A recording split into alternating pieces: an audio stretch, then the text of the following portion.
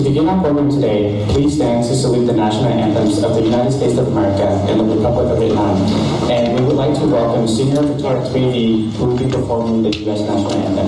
Để bắt đầu chương trình, kính mời tất cả quý vị cùng đứng lên để chào quốc kỳ và quốc ca Hoa Kỳ và Việt Nam Cộng Hòa, và cô ca sĩ Victoria Tweedy sẽ hát quốc ca. Oh, say can you see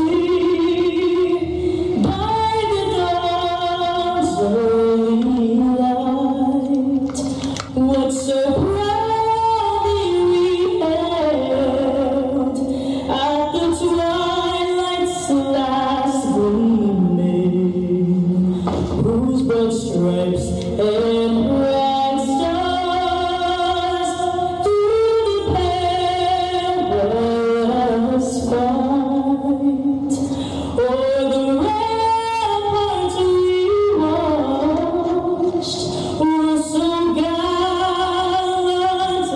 streaming, and the rocket's red glare, the bombs bursting in air, gave proof through the night that our flag was still there. Oh, say does that star-spangled banner yet wave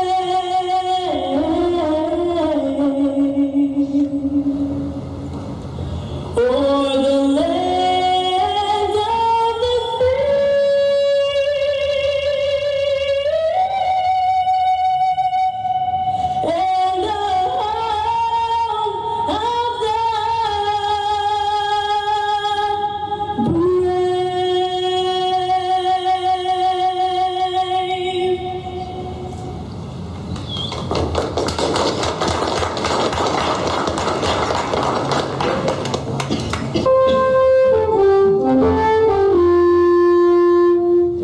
the home of the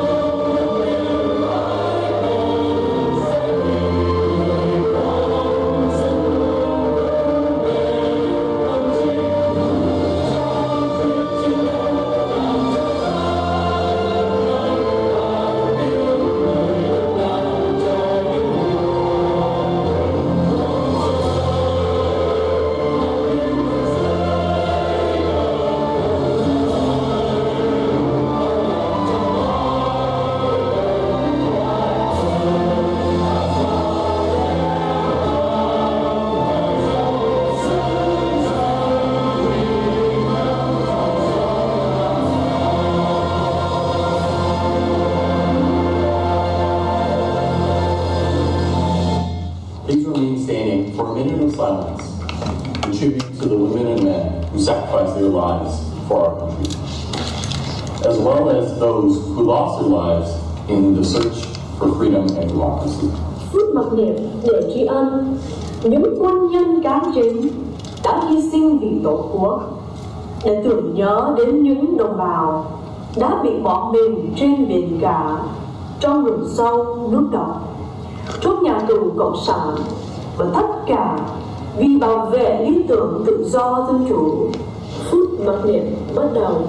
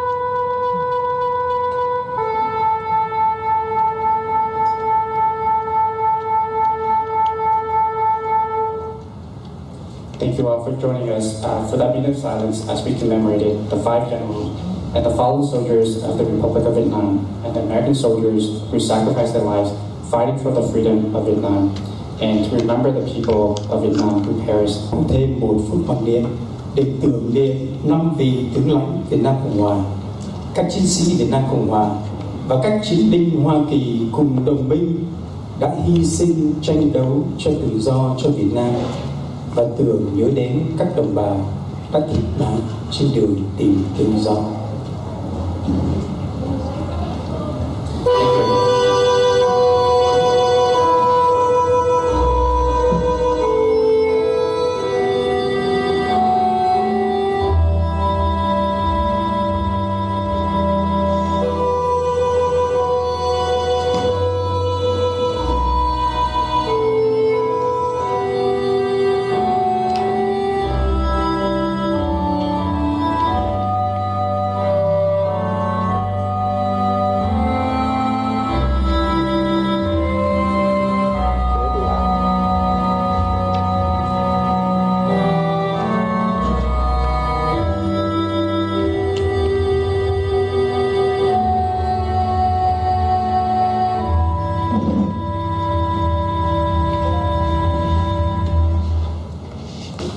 It has been 48 years since April 30th, 1975, which marked the fall of Saigon and the fall of the Republic of Vietnam.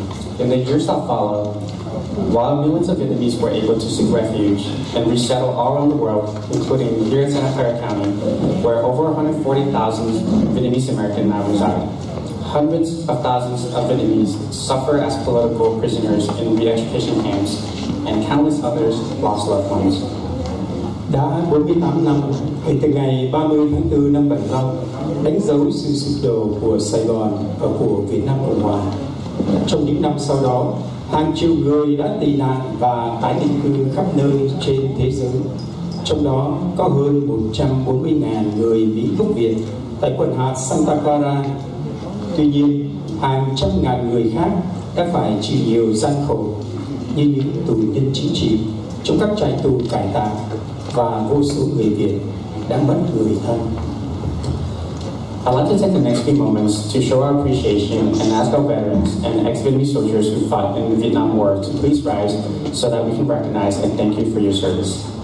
Chúng tôi muốn dành vài phút để tiếp theo đây bày tỏ lòng biết ơn của chúng tôi và xin các cựu quân nhân Việt Nam Cộng Hòa đã từng chiến đấu trong cuộc chiến Việt Nam Cộng Hòa xin vui lòng đứng lên để chúng tôi ghi nhận và cảm ơn vì sự phục vụ của quý vị.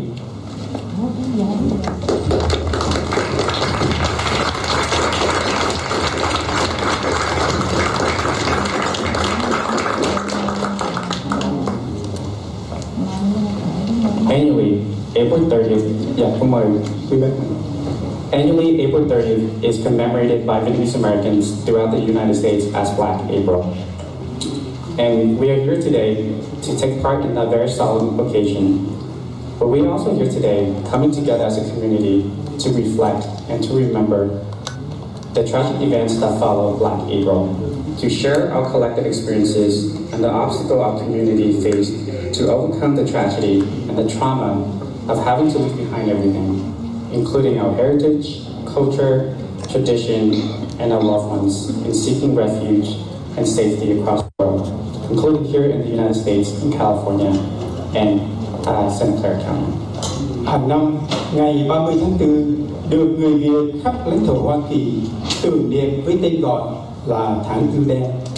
Và hôm nay, chúng ta cùng họp mặt để tưởng niệm, suy gẫm, cùng chia sẻ những kinh nghiệm chung, cũng như những trở ngại mà cộng đồng đã phải đối mặt để vượt qua những giai đoạn khó khăn với nhiều đau khổ khi phải bỏ tất cả những gì đã có, văn hóa, truyền thống và những người thân yêu của chúng ta để tìm tự do và sự an toàn khắp nơi trên thế giới, nhất là tại Hoa Kỳ, tiểu bang California và ngay tại quận hạt Santa Clara. At the Vietnamese American Service Center, our core mission is to support and connect our community to vital county services so that our community can lead fuller and healthier lives. Tại trung tâm phục vụ Mỹ Việt Phát này, Sứ mệnh chính yếu của chúng tôi là hỗ trợ và kết nối cộng đồng của chúng ta với các dịch vụ quan trọng của quần hạt để cộng đồng có thể có một cuộc sống đầy đủ và khỏe mạnh hơn. As part of that work, it also means that the BASC is here to provide a safe space for our community to come together, to share, and to heal from trauma such as the events of Black April. Một phần của sứ mệnh này là chương trình VAS sẽ cung cấp một nơi an toàn để cộng đồng chúng ta đến với nhau, chia sẻ và chữa lành những vết thương như là biến cố tháng tư đen. Today's event is also an opportunity for our community to connect across generations. For the generations that experienced the trauma of Black April firsthand, or the generations that know of the trauma through their parents, grandparents, and their elders, to work together to preserve the history and the heritage of Vietnam, and for us to build together a brighter future for all Vietnamese Americans in Santa Clara County. Lễ tưởng niệm tháng tư đen hôm nay cũng là một cơ hội để cộng đồng chúng ta kết nối giữa các thế hệ, kể cả những thế hệ đã trực tiếp trải qua nỗi đau của tháng tư đen, hoặc những thế hệ được ông bà, cha mẹ kể lại những nỗi đau đó, để chúng ta cùng làm việc chung trong việc bảo tồn lịch sử và di sản của Việt Nam nhằm xây dựng một tương lai tươi sáng cho người Mỹ gốc Việt tại quần hạt Santa Clara. Xin cảm ơn tất cả quý vị. Next, we would like to Thank you. Next, we would like to introduce and recognize our elected officials and county leaders who are present. Sau đây chúng tôi xin giới thiệu các vị khách dân cử có mặt hôm nay. President of the County Board of Supervisors, Supervisor Susan Ellenberg. Chủ tịch Hội đồng giám sát quần hạt Santa Clara và giám sát viên Susan Ellenberg. Supervisor Cindy Chavez. Giám sát viên Cindy Chavez. Our incoming county executive, Mr. James Williams. Tổng giám đốc điều hành quần hạt Santa Clara, ông James Williams. Representative from the Office of Supervisor Elderly, Mr. Daniel Cao. Đại diện văn phòng giám sát viên Elderly, ông Daniel Cao. Representative from the Office of Supervisor Joseph Median, Mr. Peter Estaniel. Đại diện văn phòng giám sát viên Joseph Median, anh Peter Estaniel. Representative from the Office of State Senator Dave Cortese, Mr. Phương Nguyễn. Đại diện văn phòng của nghị sĩ Tiểu bang Dave Cortese, anh Phương Nguyễn. Representative from the City of SanJose Mayor Matt Mans's office, Mr. Matthew Quevedo and Tara Dang. Đại diện văn phòng thị trưởng ông Matt, ông Matthew Quevedo và Tara Dang.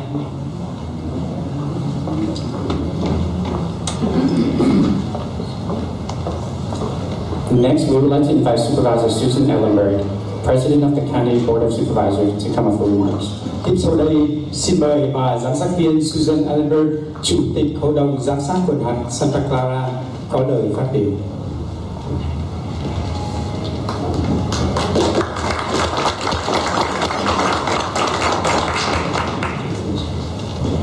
It is really an honor to be here with all of you today on this solemn occasion. One of the Americans who traveled to Vietnam to fight for freedom and democracy was my father. He was there in 1967 and 1968 when I was 1 and 2 years old. Thật là một hân hạnh cho tôi hôm nay để đây tham dự, tại vì một trong những người hùng mà đã tranh đấu trong cái cuộc chiến tranh Việt Nam chính là ba của bà ấy. Which year? 1967 and 68. Vào năm 1967 và 1968. He returned home, fortunately, so many didn't. But he came home not as he left. As a result of exposure to chemical agents, he suffered with lifelong emphysema, and because of the traumas he witnessed. Thật là một may mắn, tại vì ông đã trở lại được Hoa Kỳ, không như nhiều người khác đã bỏ mạng. Nhưng mà qua cuộc chiến tranh tại Việt Nam, vì bị những cái chất hóa học thành ra ông đã bị những cái chứng bệnh rất là nan y. He became a very successful surgeon, but struggled throughout his life with PTSD. Ông đã trở thành một người bác sĩ giải phẫu, nhưng mà suốt trong cuộc đời ông vẫn bị cái chứng hậu chấn thương tâm lý. Now to the things that I actually wrote down. Thank you to the team at the Vietnamese American Service Center for all of your work to address health and social disparities in our vibrant Vietnamese American community. And thank you, an endless debt of gratitude to Supervisor Cindy Chavez and your then colleague Supervisor Dave Cortese, who made this dream a gorgeous reality. Cảm ơn các nhân viên tại trung tâm phục vụ Việt Mỹ cũng như là những cái dịch vụ tại trung tâm này. Đặc biệt cũng gửi lời cảm ơn đến bà Cindy Chavez cũng như là ông David Cortese đã giúp để thành lập cái trung tâm này. The County of Santa Clara is a committed partner in the mission to build and support healthy Vietnamese families from infants to elders across the county. Quận hạt Santa Clara đã có một cái sứ mệnh để xây dựng và hỗ trợ các gia đình và cộng đồng đều khỏe mạnh, từ các trẻ em sơ sinh đến người lớn tuổi trong tuần này. Tens of thousands of Vietnamese refugees died while attempting to flee Vietnam after the fall of Saigon 48 years ago. Over 1 million escaped or were rescued and began to rebuild their lives here in the United States. Hàng chục ngàn người tị nạn Việt Nam đã chết trong khi cố gắng thoát khỏi Việt Nam sau sự sụp đổ của Sài Gòn cách đây 48 năm. Hơn 1 triệu người đã trốn thoát hoặc được giải cứu và bắt đầu xây dựng cuộc sống mới của họ ở đất nước Hoa Kỳ. Over the course of 4 decades, Santa Clara County has become home to a population of more than 134,000 residents of Vietnamese heritage, the largest community outside of Vietnam, who have made significant and historic contributions to this community. You are our neighbors, our friends, and our leaders. Trong suốt 40 năm qua, quận hạt Santa Clara đã trở thành nơi sinh sống của hơn 134.000 cư dân Mỹ gốc Việt, là cộng đồng lớn nhất bên ngoài Việt Nam. Tất cả quý vị đã có những đóng góp cho nền lịch sử quan trọng trong quận hạt chúng ta. Quý vị là người hàng xóm láng giềng, là các nhà lãnh đạo cộng đồng cũng như là bạn bè của chúng tôi. The Vietnamese American community annually commemorates Black April Remembrance to remind us all to be vigilant in opposing tyranny in all its forms, to actively supporting human rights for all people, and to celebrate the principles of democracy, justice, and tolerance. Cộng đồng người Mỹ gốc Việt hàng năm tưởng niệm tháng Tư đen để nhắc nhở tất cả chúng ta hãy cảnh giác chống lại bạo quyền dưới mọi hình thức, tích cực ủng hộ nhân quyền cho mọi người và ca ngợi các nguyên tắc dân chủ, công bằng và khoan dung. My colleagues and I formally commemorate April 30th as Black April Remembrance, and we will continue to stand with and stand up for every generation of Vietnamese Americans.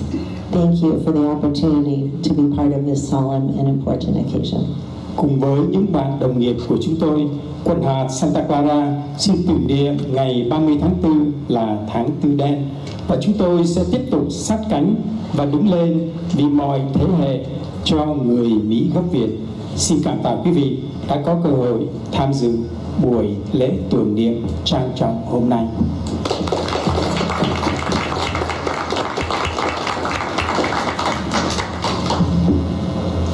Thank you, Supervisor Susan Ellenberg. We do apologize as we have a couple of more recognitions from the City of San Jose Council member, Mr. Domingo Cardenas. Xin giới thiệu từ văn phòng nghị viên của thành phố San Jose, Domingo Cardenas. We also have representative from the Office of Congressman Ro Khanna, Mr. Hip Sung Wing. Và đại diện của văn phòng dân biểu liên bang Rohana, ông Nguyễn Xuân Hiệp. Next, we would like to invite Supervisors SanJose to come up for remarks. Tiếp đến xin mời bà giám sát viên CD Sadet lên đây có vài lời. Có cô Betty Đương. Thank you. First, I wanted to say what an honor it is to have all of you here in this beautiful place that really belongs to the community. Trước tiên là giám sát viên SanJose xin chào quý vị và cảm ơn quý vị đã có mặt ngày hôm nay tại một nơi mà trung tâm phục nghĩ là để dành đặc biệt cho cộng đồng người tị nạn Việt Nam. Và Betty Dương cũng xin thứ lỗi trước là tiếng Việt hôm nay có thể là không có chuẩn hay nghe không hay, cho nên sẽ bị thông cảm dùm nhưng Betty sẽ ráng hết mình hết sức. And I am particularly honored. You probably already introduced yourself because I was going to say that. Did you get ahead of me? Okay, all right. Then I'll move to that. The other thing I wanted to say is really how truly honored I am to have the president of the board, Supervisor Susan Ellenberg, and our incoming county executive, James Williams, here. I think it's a sign of great respect, and I would say love. Trước tiên là giám sát viên SanJose xin tỏ lòng rất là hãnh diện hôm nay là có mặt của giám sát viên Susan Ellenberg và giám đốc điều hành của cả quận hạt James Williams tại đây. Và xin tỏ lòng cho quý vị đây là có nghĩa là tượng trưng cho cái sự hoan nghênh của một cộng đồng nể người Việt Nam, quý trọng cộng đồng người Việt Nam của mình tại đây. Đã có những nhân vật chính của quận hạt có mặt ở đây.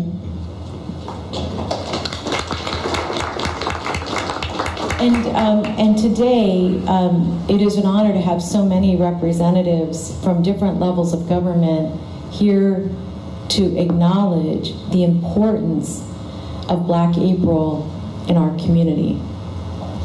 Dạ, và bà ấy cũng cảm ơn là những người đại diện và những người nghị viên và những người lãnh đạo trong cộng đồng đã có mặt ngày hôm nay để cho có thể có tỏ lòng để chia buồn với cộng đồng người Việt Nam của mình trong thời gian tháng tư đêm. And today, really, we share in the remembrance and the sorrow for those who were lost. Hôm nay và kể cả những ngày sắp tới là mình cùng nhau chia buồn với nhau để nhớ ơn những người đã hy sinh cho nước Việt Nam mình đã mất trong đường đi tìm tự do. And deep gratitude for those who served really in the war. Và cảm ơn hết lòng, cảm ơn và xin lỗi Betty không có đủ lời để tỏ cái sự cảm ơn này và rất là cảm động cho những các cụ chiến binh đã bảo vệ đất nước và tiếp tục bảo vệ cộng đồng của mình. And really, the weight of the responsibility that we have to the broader fight for human rights and democracy, both here and in Vietnam, is recommitted to today by me, and I know many of us in this room. Và cái lễ tưởng niệm tháng tư đen cũng là một cơ hội để cho mình nhớ là vĩnh viễn mãi mãi là mình có một cái trách nhiệm lớn rất là gánh nặng tại Mỹ và ở Việt Nam để bảo vệ chủ nghĩa tự do tại Việt Nam. And so I am honored that the VASC is hosting this event today. Và vì vậy rất là hân hạnh và cảm ơn nhân viên của trung tâm đã tổ chức lễ tưởng niệm tháng tư đêm ngày hôm nay. And I can never be in this building without thanking the elders of the community for dreaming about this and dreaming really, about this place. And you can see even the ceiling is reflected by Mr. Lak Wu. This was one of his visions. But I say that because I want you all to understand that this place is your home, and this place in our hearts is your home as well as we continue to fight for democracy and human rights.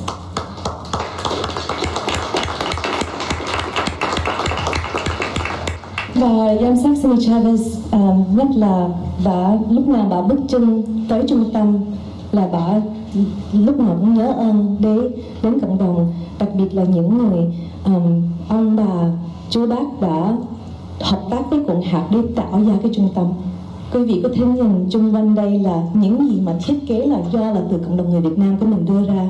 Cho nên vì vậy bà rất là nhớ ơn. Và bà cũng đưa ra cái thí dụ là cái ánh đèn trong cái phòng này đó là từ bác Vũ Văn Lộc giúp thiết kế ra. Nhưng cả trung tâm này bà muốn nhất là lúc nào cũng là hy vọng cái mong muốn của là cho cộng đồng người Việt Nam mình thấy đây là như là nhà của mình, và là quận hạt SanJose là quê mới của mình. Và đối với bà và tất cả những người lãnh đạo tại quận hạt á, quận hạt SanJose là quê của người Việt Nam tại hải ngoại. Cảm ơn. Thank you, Supervisor Chavez. Next, we would like to invite our incoming County Executive, Mr. James Williams, to come with remarks. Tiếp đến xin mời ông giám đốc của quận hạt có bài lời. Thank you. It is truly an honor to be here to share this space and time as we reflect and remember and pay respect. Thật là một hân hạnh cho tôi để có mặt hôm nay để tham dự cái buổi này, coi như là để nhớ ơn với những người đã có công trong cộng đồng chúng ta. And I want to echo the comments of Supervisor Chavez, Supervisor Ellenberg. I want to thank the staff of the VASC for putting this together and for us being able to be here in this moment and in this beautiful space. Và tôi cũng xin tiếp lời của bà Ellenberg để cảm ơn các nhân viên của Trung tâm Phục vụ người Mỹ gốc Việt để có cái buổi tổ chức ngày hôm nay. This is a moment that we get to spend together to reflect on the sacrifices and in memory of those who are veterans, but also to reflect on those who are refugees and all of the suffering, but also the community that now has a home here in Santa Clara County. Đây cũng là cơ hội để chúng ta nhớ lại công ơn của những người đã hy sinh cho chúng ta, cũng như là những người tị nạn, và mình cũng tưởng nhớ lại những người đã hy sinh cho những cái công việc chung. And if you'll indulge me for a moment, I want to share a brief story from a different time, a different place, a different space, but that I think is important in why events like this are really critical even 48 years later. Và xin phép tôi cũng được chia sẻ về cái câu chuyện về một cái thời điểm, một cái không gian lúc khác, nhưng mà tôi nghĩ nó rất thích hợp trong cái buổi lễ và trong cái giây phút hôm nay. I think it's so important for younger generations. I'm a very proud first generation American, but I think it's very important for younger generations to retain the memory and to retain the connection with what has happened before. Tôi nghĩ rằng rất là quan trọng cho các thế hệ, đặc biệt là thế hệ trẻ. Thế hệ thứ nhất là luôn nhớ lại những cái quá khứ và nhớ cái lịch sử văn hóa của mình. And one thing that's important for me and my family is that I was very privileged and honored to be able to hear from my grandfather as a teenager, his story, again, a different time, a different place, a different space, but to hear his story as a teenager of fleeing his home in Iran and ending up in Bombay, India, as a refugee fleeing religious persecution. Và trong cá nhân của tôi rất là hân hạnh vì đã được nghe chính người ông của tôi kể lại cho tôi biết về cái việc mà ông đã phải trốn ra khỏi Iran để có được đi tìm cái sự tự do và qua bên Ấn Độ. And I was very fortunate that I got that opportunity as a teenager before he passed away, one that my cousins didn't get, and that I'm able to share that story of that journey that he had and the separation from his family and how he carried that with him for the rest of his life. And I'm able to now share that with my 4 kids. Và tôi rất là hân hạnh tại vì có những người anh em họ của tôi đã không có cái cơ hội để nghe chính cái lời của người ông chia sẻ những kinh nghiệm đó, nhưng mà cá nhân tôi đã có cơ hội để chia sẻ với những người anh em đó về những cái sự việc đã xảy ra như thế nào.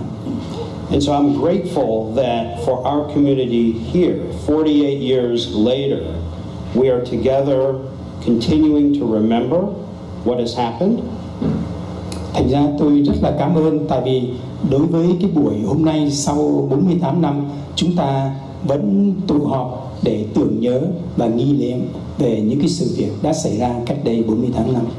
And that as a county, we can make the commitment to ensure that the next generation will not forget, and that we will continue to be able to together remember and pay respect and reverence for what has happened and for the extraordinary bravery, courage, and sacrifices of our ancestors.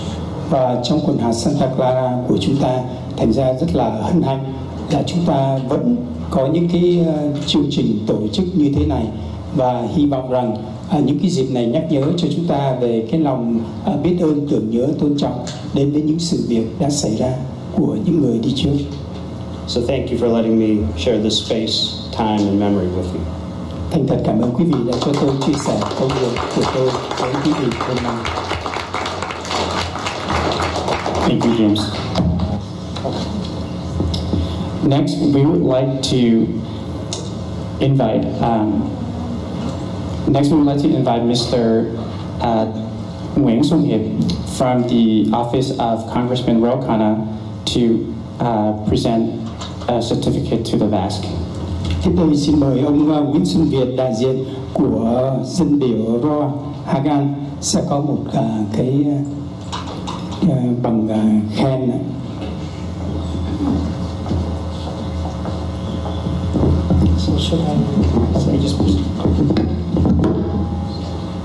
Gentlemen, it's my honor to represent Congressman Khanna today, and look at the room and listen to the speaker. I'm so moved, especially the incoming manager, city manager. Your story is just like our stories. Thanks for sharing it. Yeah, but I'm so happy, and I was so surprised that the center organized the event today. I was so surprised. Yeah, but thanks for doing that. And today, even though it is a sad day, 48 years ago, but it also is the base for us to move forward.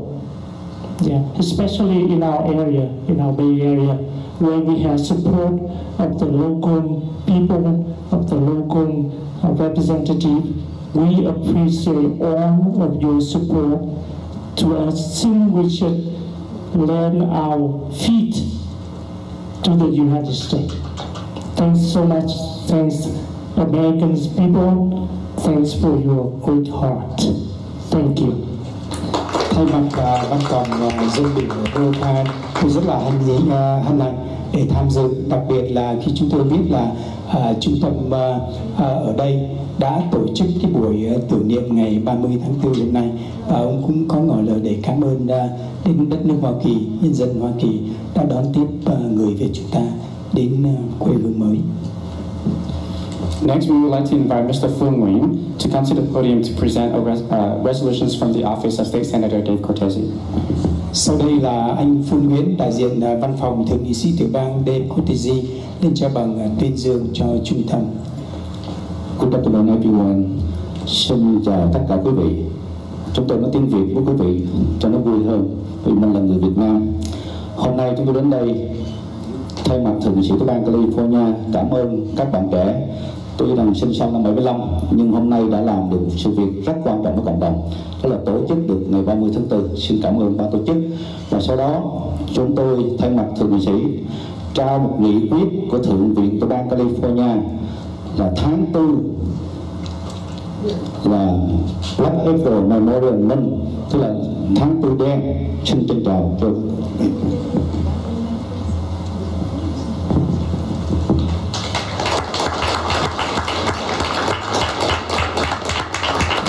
cảm ơn.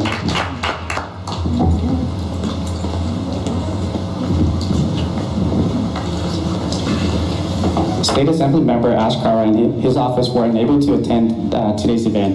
But we would like to acknowledge and thank Assemblymember Ashkara and his office for presenting a certificate of recognitions for today's event at the VASC yesterday.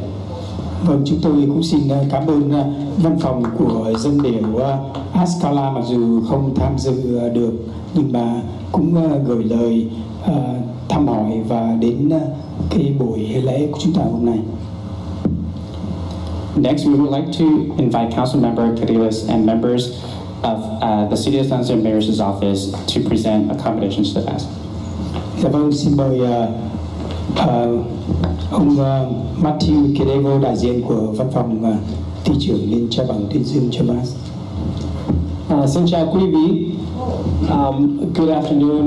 My name is Domingo Candela Sama, a San Jose City Council member. I'm joined today by my colleagues in the City of San Jose and the Mayor's office to stand in solidarity and in partnership with our partners in the county to commemorate and remember Black April, the sacrifices that the soldiers and folks who fought for liberty and the values that we cherish so much here in the city of San Jose, and we remember, we mourn, but we also celebrate democracy and the rich diversity of our community. So together we are stronger, and on behalf of the city of San Jose, we are happy to present this commendation to the Vietnamese American Services Center for everything you do for our community and continue to do for our community. Thank you so much.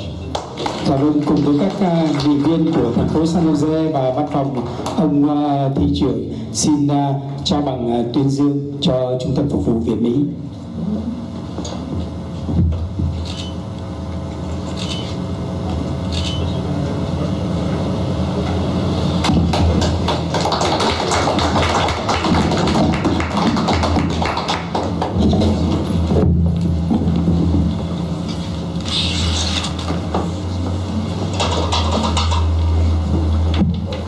For the next part of the program, we will be playing a short video to learn more about Black April.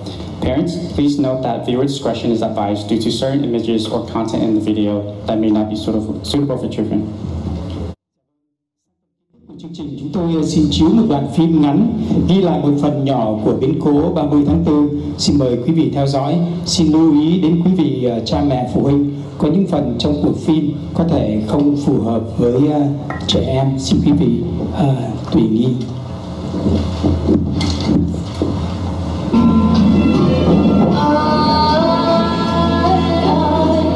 So people from the north